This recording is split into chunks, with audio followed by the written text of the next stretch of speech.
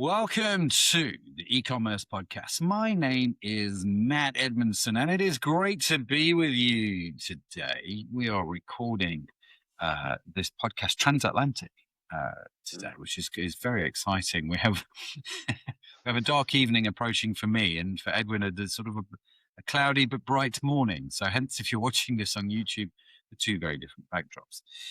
But it's great to be with you. Looking forward to this conversation, Edwin. How are you doing? I am doing fantastic. How are you today? Yeah, good. The day's practically over. So, after we recorded this conversation, I'm going to go and get my dinner. Yeah. So I'm all kinds of happy right now. I am just an hour away from a delicious meal, which my beautiful wife is cooking. So I'm very happy. But yes, no, it's great to be with you, man. Thanks for joining us on the podcast today.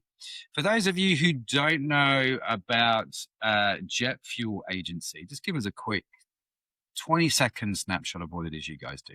Yeah, absolutely. So Jet Fuel Agency is a performance and creative marketing agency. Been around since 2017, and we do exceptionally well in kind of three facets, right? So we have our retention marketing, our email and SMS. We have our search marketing, which is SEO, paid search, Google ads, and then we have our paid social, which is your Meta, Instagram, TikTok ads. And we primarily focus on better for you food and beverage, CPG, health and wellness, and parts driven e-commerce brands. So those are kind of our three niches that we've been fortunate to do well in. Very good. And I love how across the Atlantic you say niches, where we would say niche. And Ah, I don't know why. I don't know if I care enough to go find out. But yeah. it's the subtleties of language which always intrigue me. Well, it's good to have you on, man. Looking forward to getting into the conversation. But before we do, ladies and gentlemen, let me just tell you about the newsletter that we have. If you're not signed up to it yet, it's just called the eCommerce, and once a week we email out the notes from the podcast. So the guests, they come on the show, we take the notes, we email those out to you along with all the links to the guest. Anything that the guest has mentioned, we put in those notes. So it just makes it super easy because we know a lot of you guys listen to the show on the move. So if you haven't done so already, just head over to ecommercepodcast.net and just sign up to the newsletter. It'd be great to send it out to you. We send it out to thousands of people every week. And so we just send out one email with one newsletter, and that's it. So no spam, no nothing, just beautiful written content and prose. And occasionally it has my face on it, which I can only apologize for. But the one that's going out this week with Edwin's face on it, you'll be safe. So we're okay. But yes, let me move on. Edwin, listen, let's go back to your agency. Jet Fuel, by the way, I think is a great name for an agency. I Yeah. love that. Congratulations on the name. If you could wave a magic wand, right, and solve the most common, the biggest single problem that all your customers face, what would be that problem that they Yeah. would face that you would solve, and why? Yeah. Right now, I would say the biggest pain point, if I had a magic wand, is to solve creative. We often don't Okay. see enough creative. We don't see high quality enough creative, and then we don't see creative that is diverse enough for the environment that we're in right now. So I would say that that would be the biggest thing that I would love to solve. And when you say creative, let me not assume what you mean. Just explain what you mean when you say creative.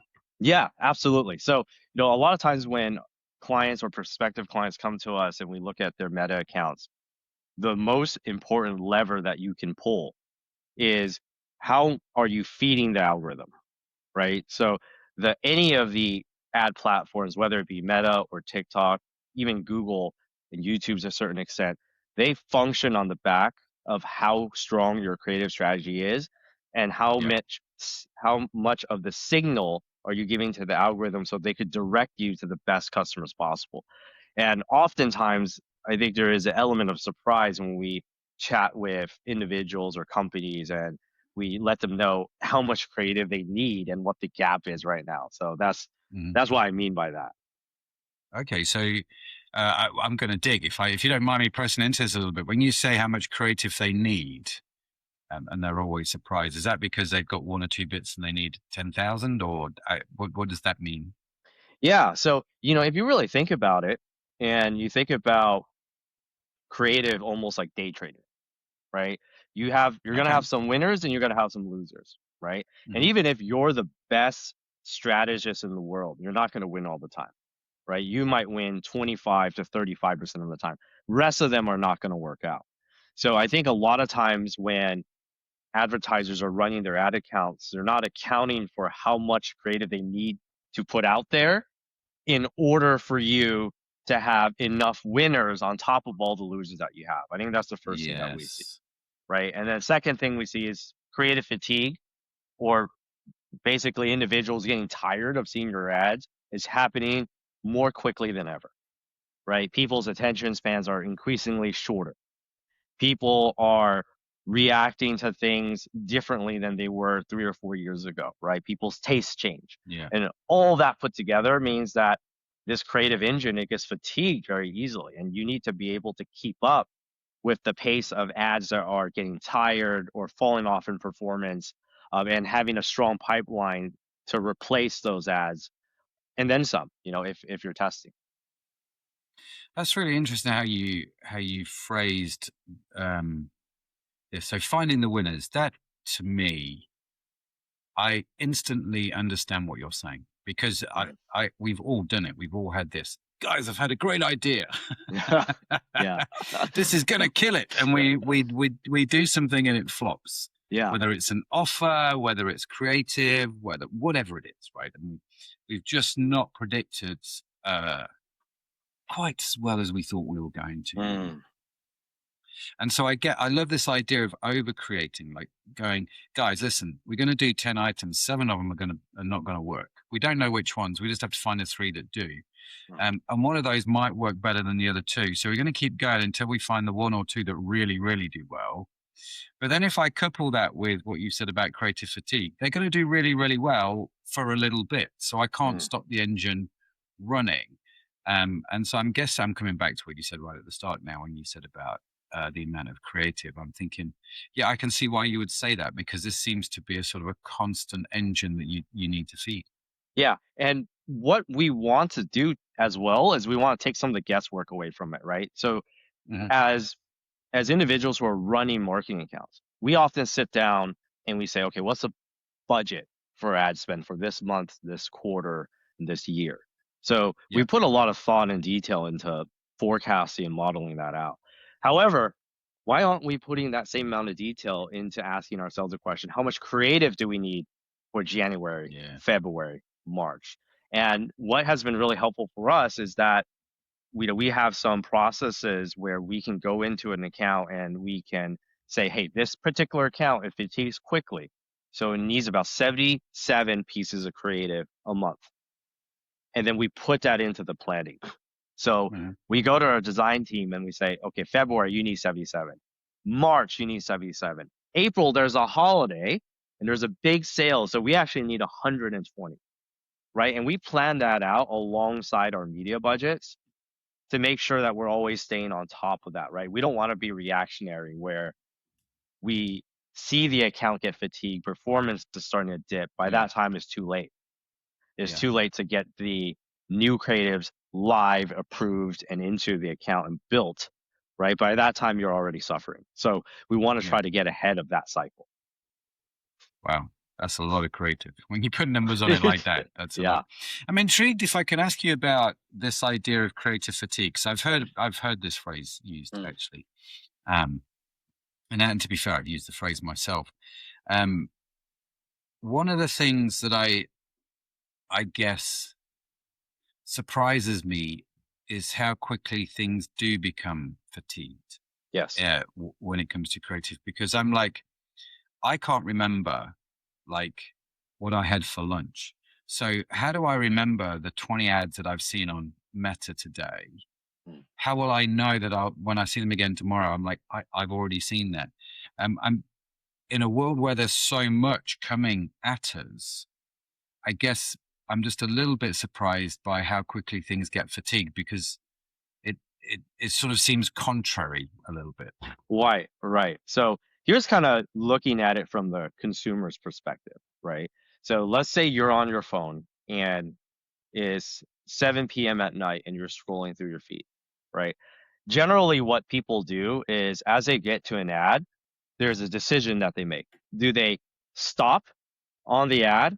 Do they stop the scroll, is what we call it, is a Mm. thumb stopping creative, or do they just simply keep going, right? I think that's the first decision point.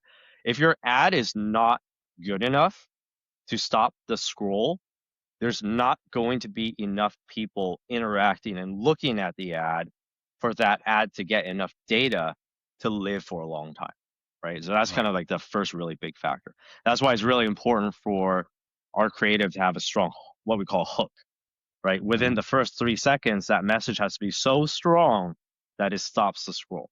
Okay. Now, Yeah. once you get past that point, right, I would say that if you survey a customer, they often probably can't recall the exact value props or offer ad copy that they've seen. But what they can probably recall is how that ad made them feel. Yeah. Did they make did the ad make them feel assured? Did the ad make them feel worried? Did the ad make them feel inspired, right? So they remember the emotion that is born from the ad. Now, if all of your ad is sort of a single tonality type of ad and is 100% inspiration, right? Then that's where that element, in Mhm. my eyes, that's where the element of fatigue comes in. Like, oh, I kind of seen the Mm. same story over and over and over again. Yeah. Might have a different look, might have a different person talking about the message, but the message is fundamentally the same. And that's why Meta released Andromeda, which is like this really huge rollout where Yeah. they're trying to help prevent that. Like they want the messaging in your account to be diverse because there's all sorts of different messaging that's going to be important in the marketing funnel, whether you never heard of the brand, you never even heard of the problem, maybe you're in a place where you're considering multiple brands, all of that needs different messaging. And ideally, all that should trigger different emotions, right? Based on who you are and who you're targeting.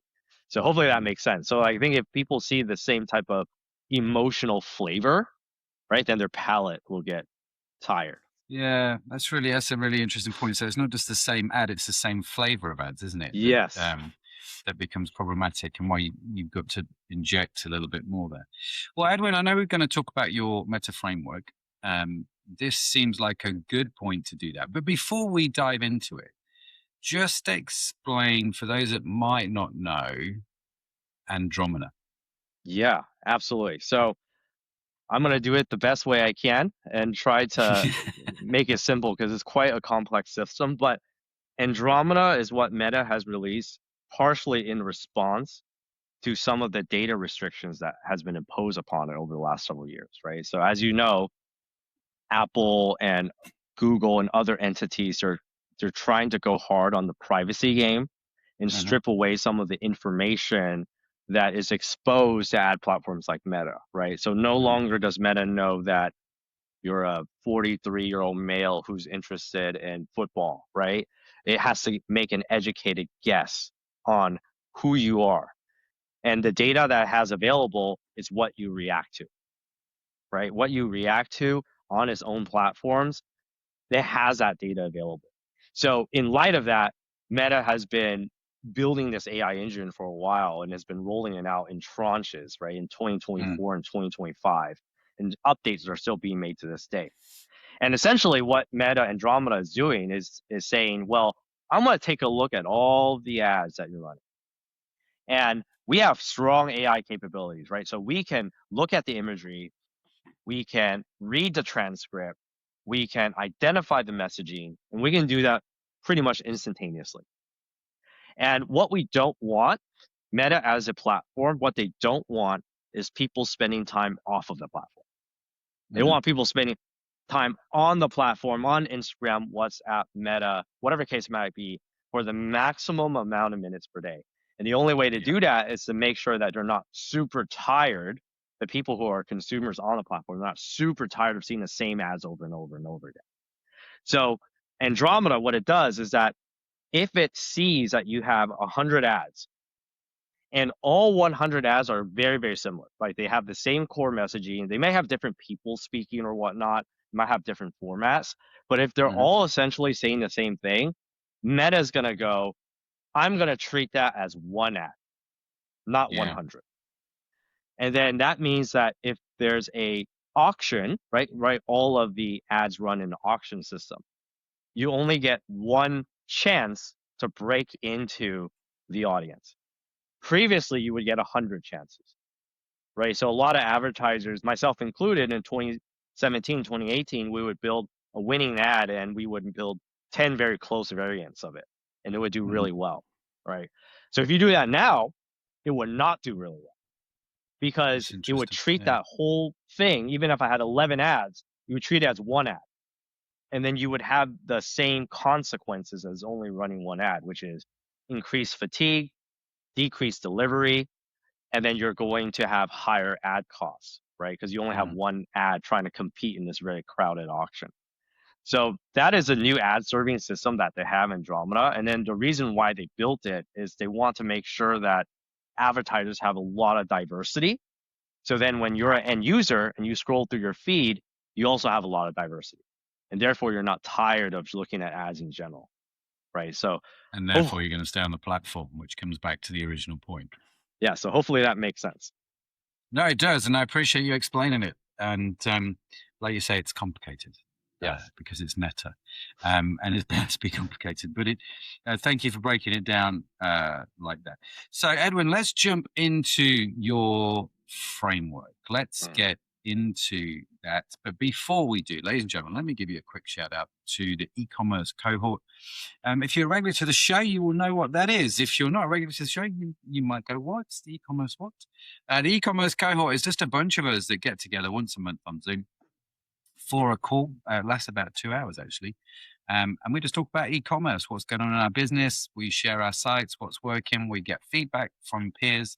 It's a totally free community to join, but it is an amazing community to join. And if you are in e-commerce and would like to join something, that helps you sort of grow your e-commerce business without too much drama, then check it out. E-commerce cohort. Just go to the podcast website, ecommercepodcast.net /cohort, and you will find out more there.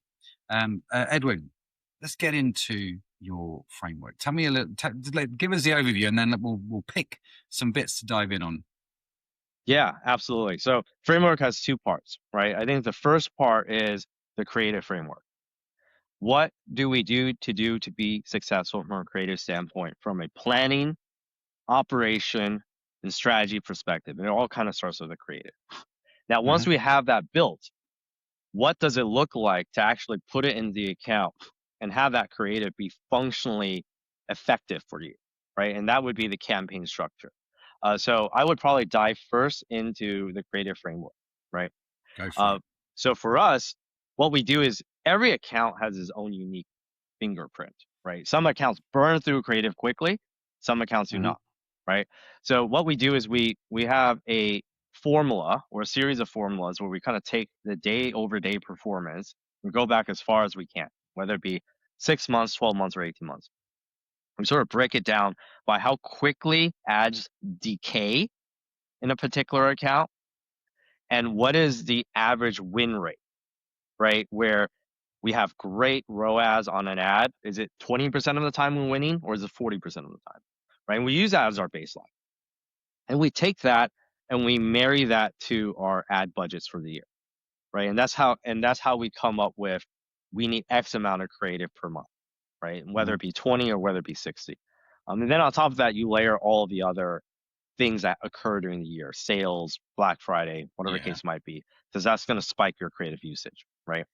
And so once we have that number down, we marry that to our creative sources, right? We have a lot of creative sources, right? You can source from influencers, you can work with partners that we have, you can build the ads in-house, right? With a design team, you can take raw organic posts and chop it up, right?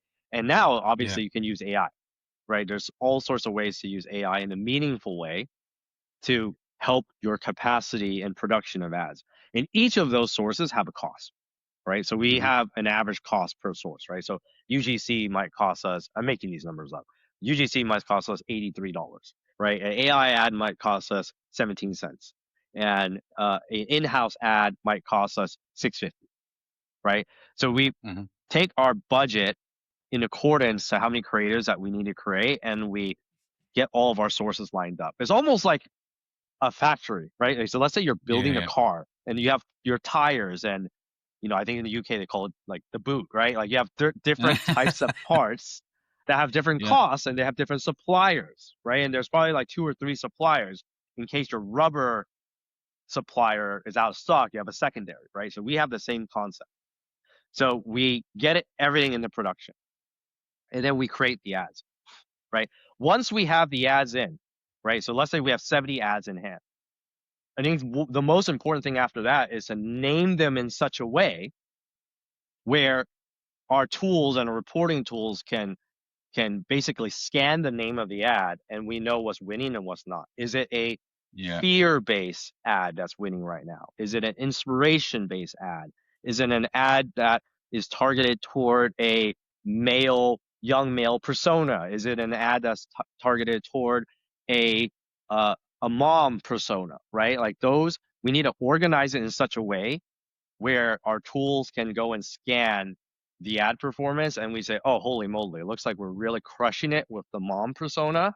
And the way Mhm. that we're doing it is via relatability, right? Then we package that all up and we build it all at once, right? So if we have 70 ads, we build 70 pieces of ad landing page copy. We leave all paused in the account, right? So the analogy we use is almost like if you go to the grocery store and there's some inventory on the shelf and there's a lot more inventory in the warehouse or in the back. So if you ever sell out of inventory on the shelf, you can go to the warehouse and get Mhm. more boxes of cookies or whatnot, right? So we have that same concept here. Once we have all of that packaged up and ready to go, we put it into the campaigns. So the campaign structure is generally relatively simple. So we have 2 types of campaigns. We have what's called a sandbox campaign, which is a low budget, high risk campaign, meaning that maybe we're testing things that have never been tested before. Yeah.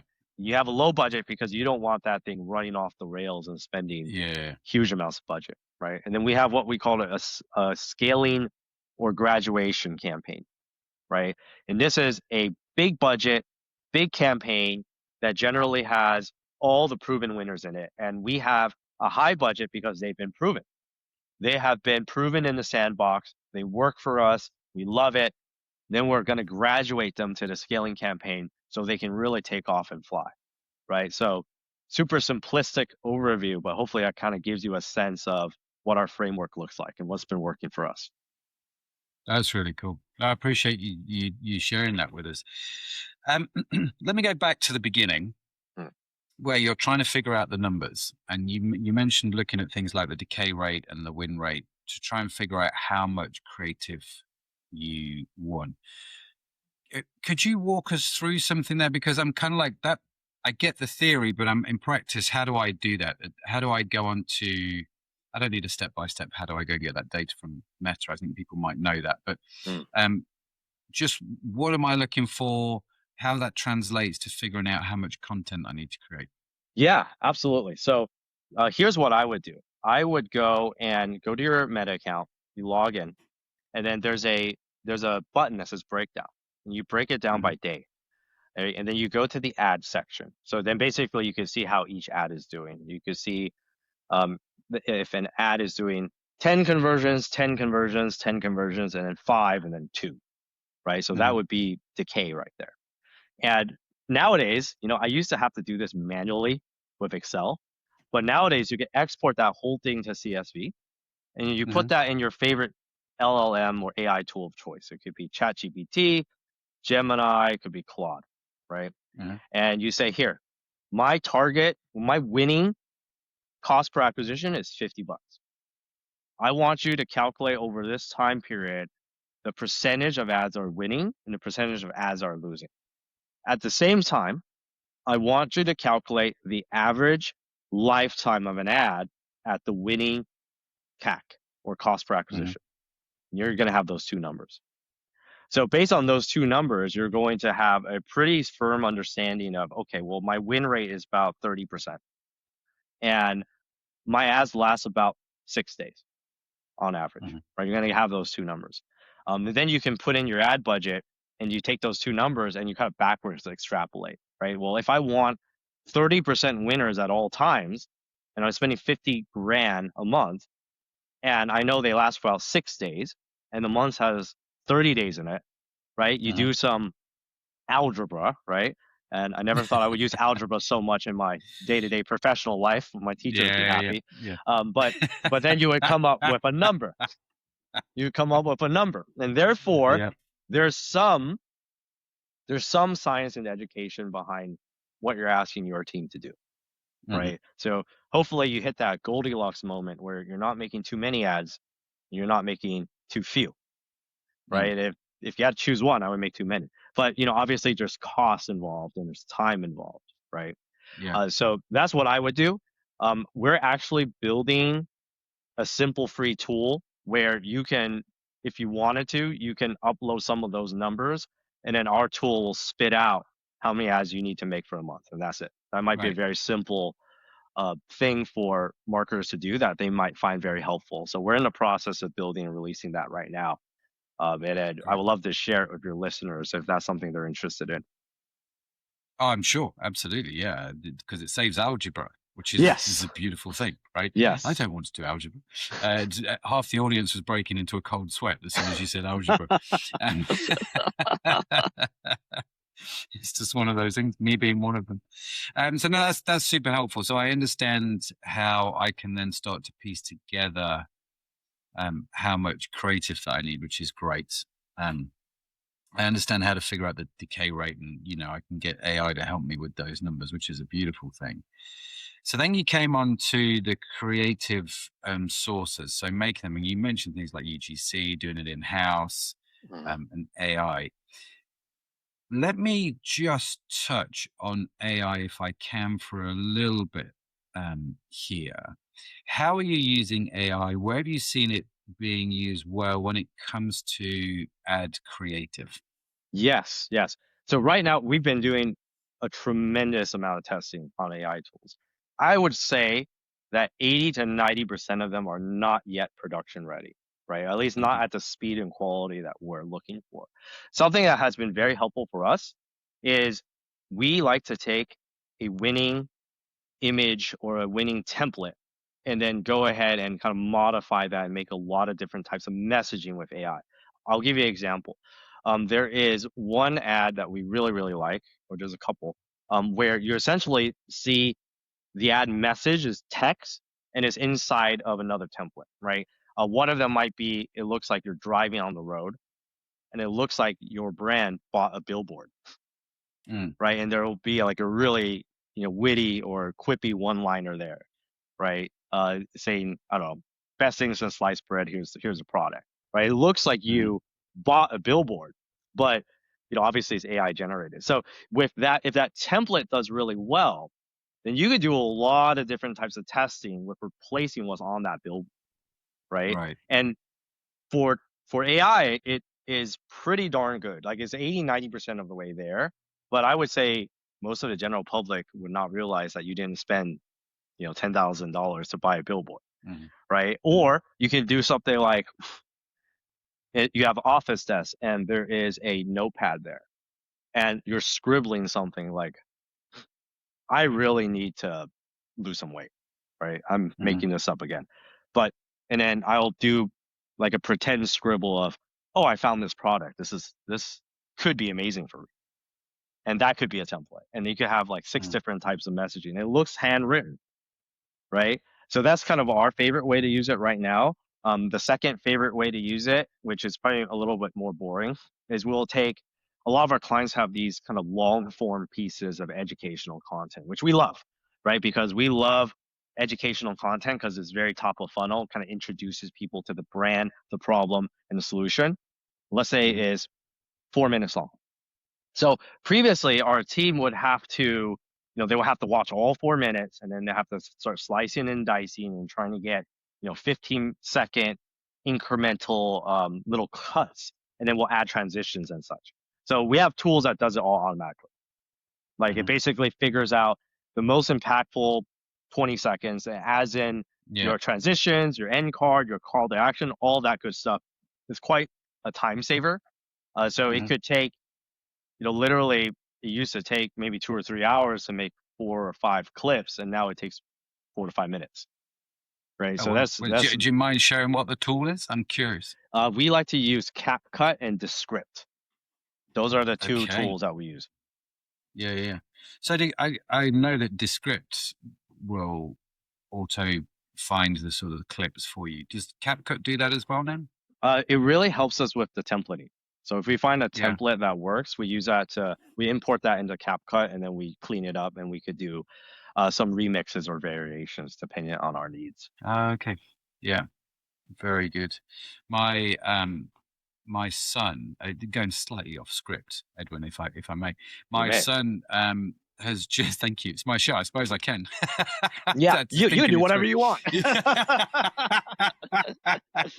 Yeah, well, yeah, just you understand these things. He is he's a nutrition coach, and he he specializes in IBS mainly because he's suffered with IBS for a long time, Mm. and he started to play around with Instagram Shorts, Instagram Reels. Sorry, get the name right, and he's a big fan of CapCut. You know, he started to do things which is intrigued. I'm watching him, Edwin, has been really fascinating because I Mm. understand, like Zach, which is the name of my son, you need a funnel. We need to put people, and I can set that up and I can help him with that.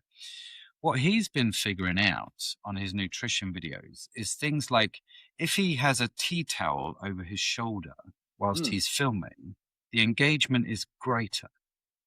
A tea And towel? just yeah, yeah, yeah. You know, like a dishcloth type thing, like a Wow. chef would Okay. have like a tea towel over the shoulder.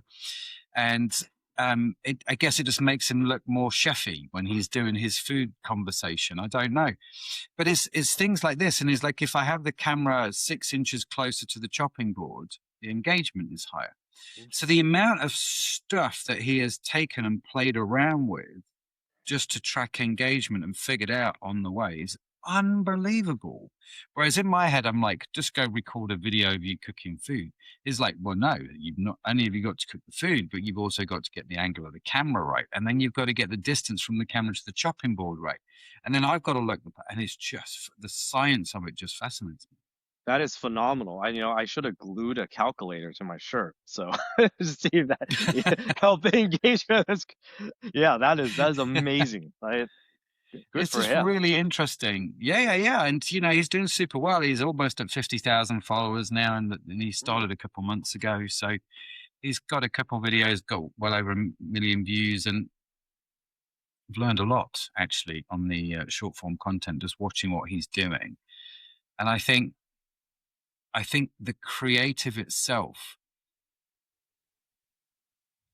he like you say, for him, things like I've got to get their attention in the first 3 seconds, and so he thinks a lot about the hook. Um, but it's all the other visual story as well, isn't it? And I want to sort of come to this point that you mentioned about is this a fear-based message? Is this an inspirational-based message? So you're tapping into the various emotions. How do you guys do it? Do you guys like have a matrix in essence where you've got like columns like fear, security, whatever the sort of core emotions are that you're tapping into with that product? And they're like brainstorming around those ideas for different creative. That's a great question. We actually use quite a bit of AI for this as well. So Mm, the first thing we do is we take our brand's content, right? And we essentially kind of put it all together in a folder.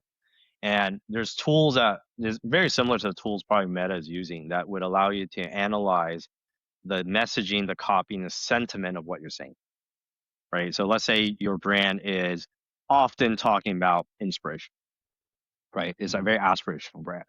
And then there's a second set of tools where you can essentially mine and do customer sentiment analysis on your brand's online reviews, on your customer service tickets, on customer service emails, whatever we get exposure to.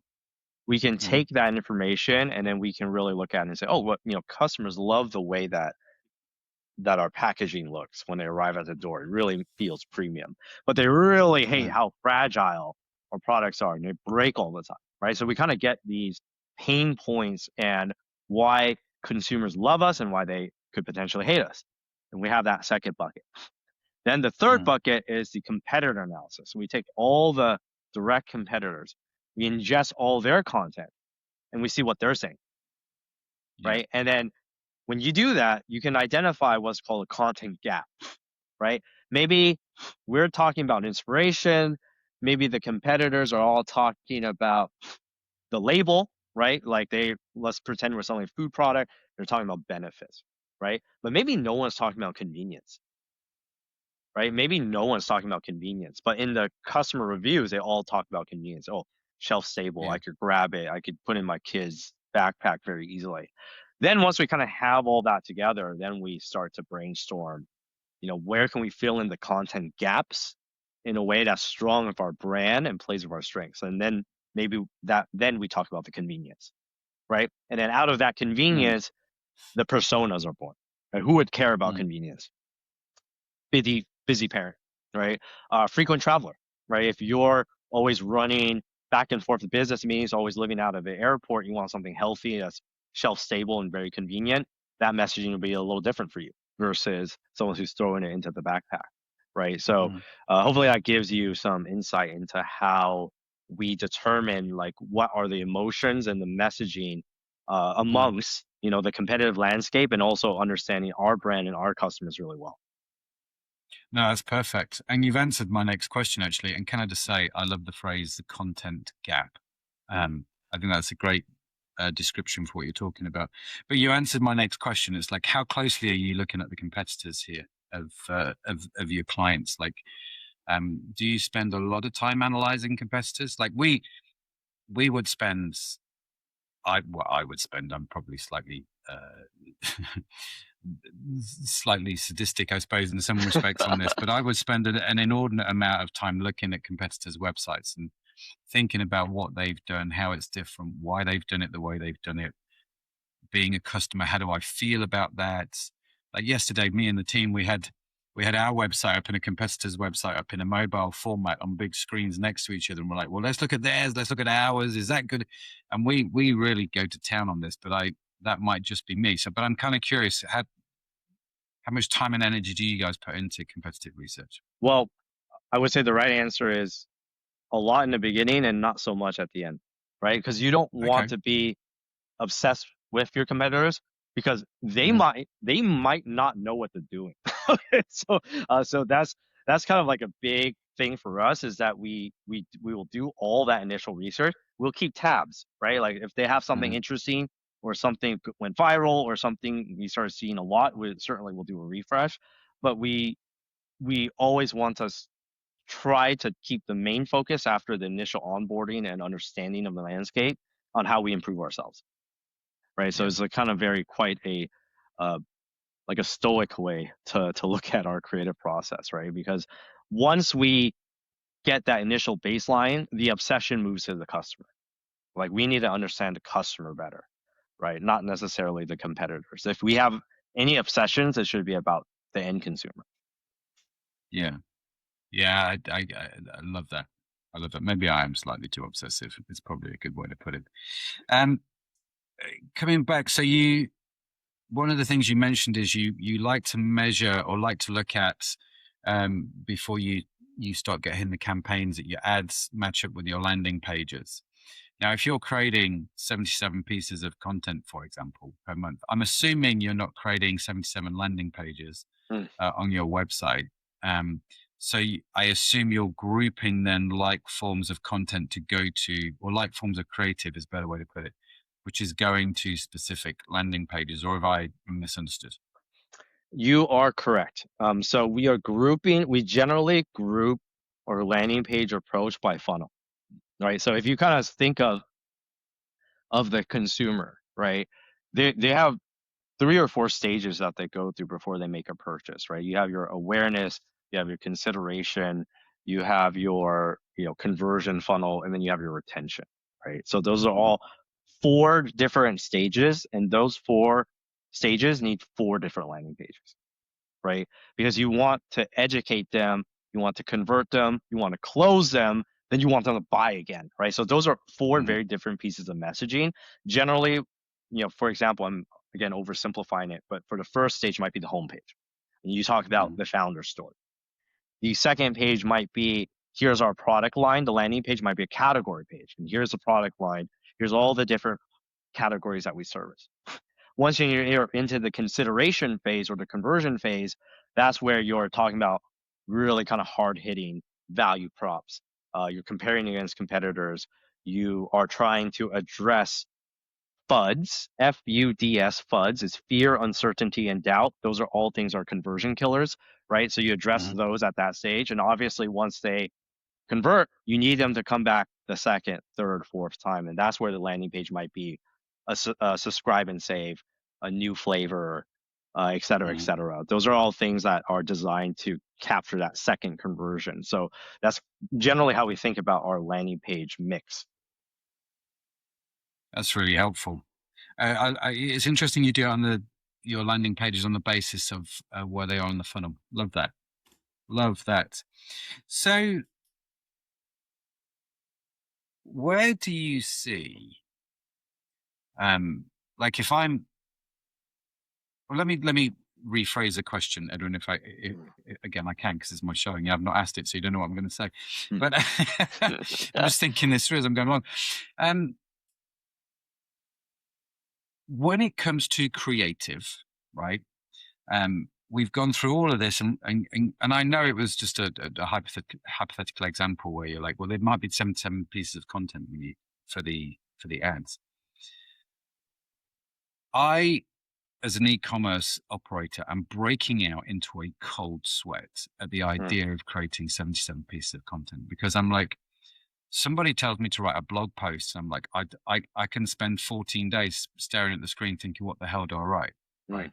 And it's like, I get that this is where AI has been helpful and can kickstart you in the right direction.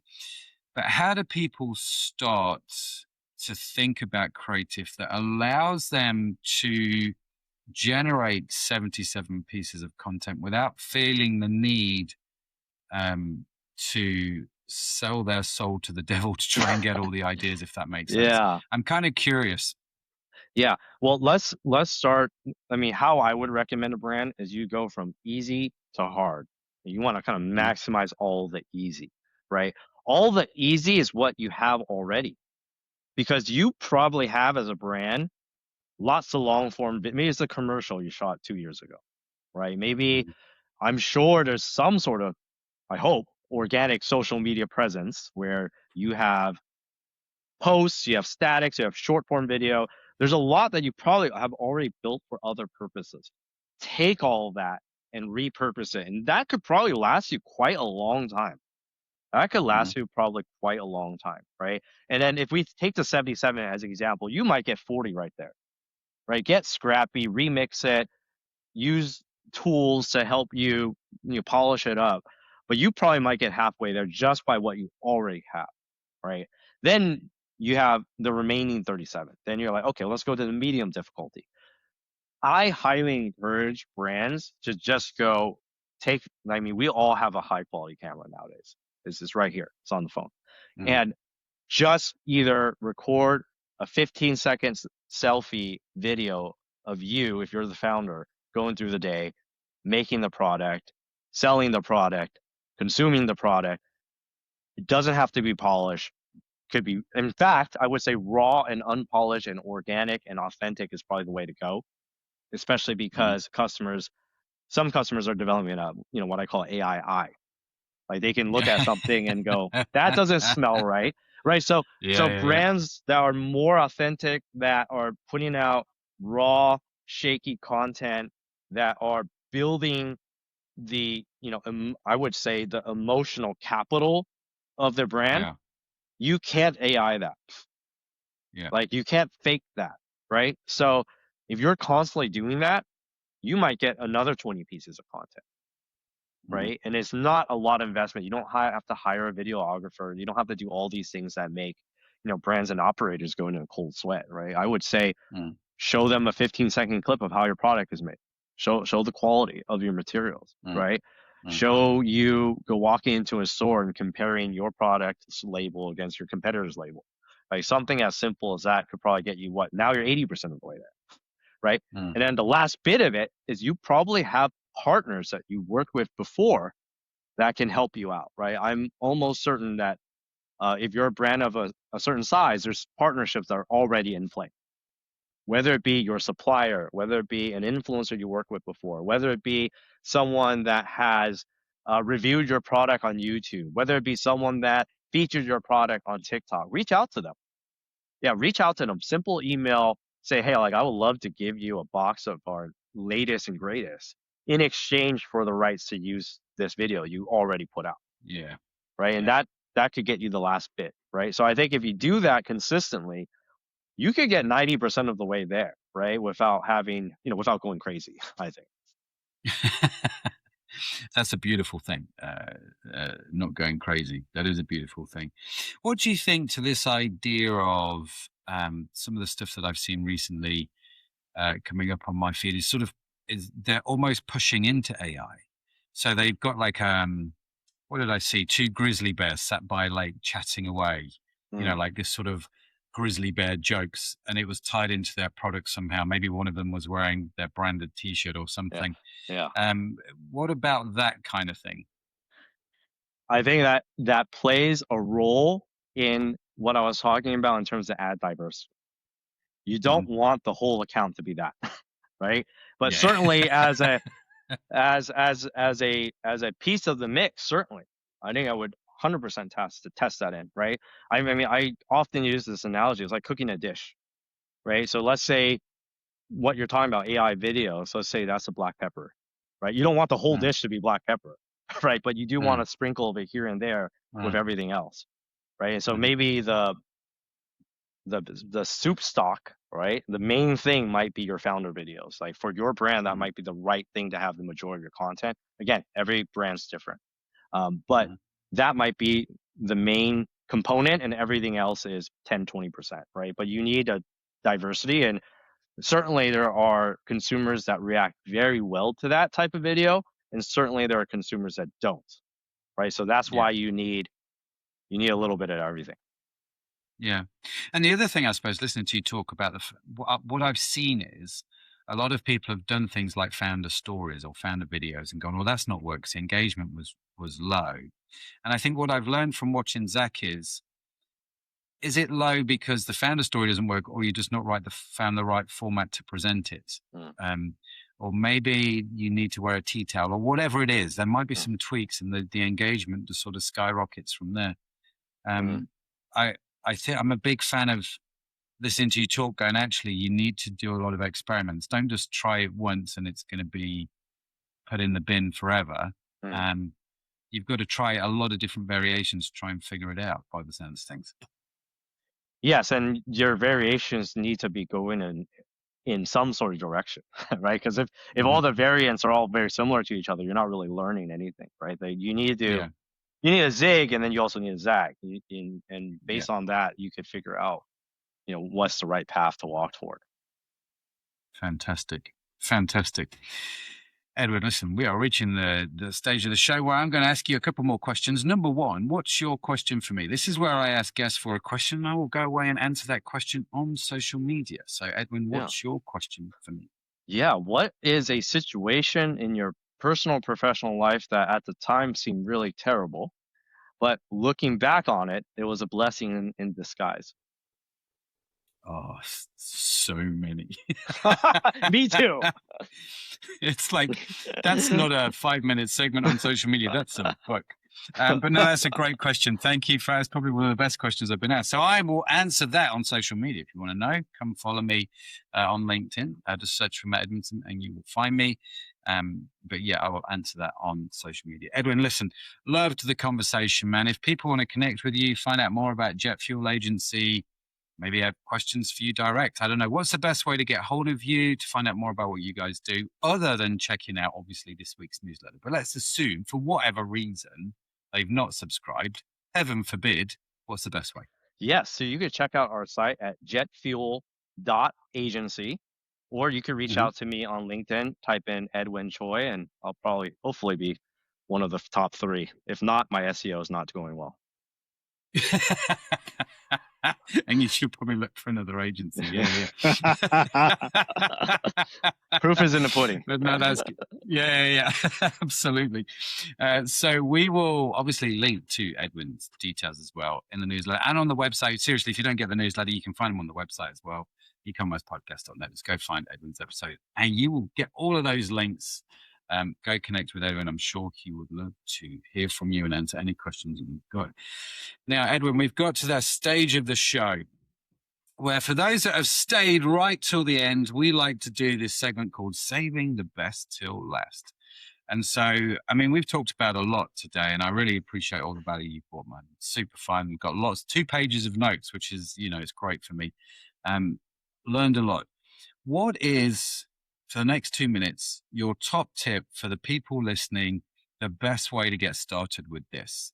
The microphone is yours. What are your top tips? Over to you. Yes. So if I was wanting to start on meta ads, I think here are my top tips, like from order of most important to least important. If you're doing e-commerce, make sure you fully understand conversion API, the pixel setup, and how to feed your account the right data signals. I think those are the most important things that I see that will fundamentally make or break your account that I think a lot of advertisers don't yet quite fully understand. To put it into more tactical terms, connect your API, your conversion API from Shopify Meta natively, right? If not, then there are other tools that allow you to do that. And make sure that you're uploading your best quality customers. Make sure you're uploading that people have purchased the most, people that have purchased the biggest amounts. Make sure you're feeding all that into Meta so they understand who your consumers are, right? And then secondly, by the time this podcast episode releases, we'll probably be done with our creative production tool where you can just kind of put in your ad account, your information, or type in some of the things into a little calculator. It'll tell you how many ads you need for the next month. And we're coming up 2 versions. One is with a custom GPT. So if you have ChatGPT account, you can go use it, talk to it. It'll give you the answer. If you don't have ChatGPT, we'll have it up on our site. You can just kind of type in your information or upload it, and it'll say, hey, you need 47 ads next month. And that would put you in the driver's seat for success. Fantastic. Edwin, appreciate you, man. Appreciate you coming on and sharing your wisdom. Great to meet you. And yeah, I loved it. Really loved it. Got a lot of good notes, lots of things to think about. Especially for me, things like the decay rate, I've not really thought about. And so I'm kind of like, yeah, that's cool, man. I'm going to go away and look at that. Really appreciate it. Genuinely. Thank you for coming on the show. Absolutely. Thanks for having me, Matt. No problem. Genuinely awesome. Well, there you have it. Another fantastic show. Another week done. Another week over. Make sure you like and subscribe to the show because obviously we've got more great conversations coming up. And I do not want you to miss any of them because if you're like me, you learn a lot from them. But yeah, check out the website, ecommercepodcast.net. Make sure you sign up to the newsletter. Make sure you come join us in cohort. Would love to see you. But from Edwin and myself, thank you so much for joining us this week. Have a great week wherever you are in the world. I'll see you next time. Bye for now.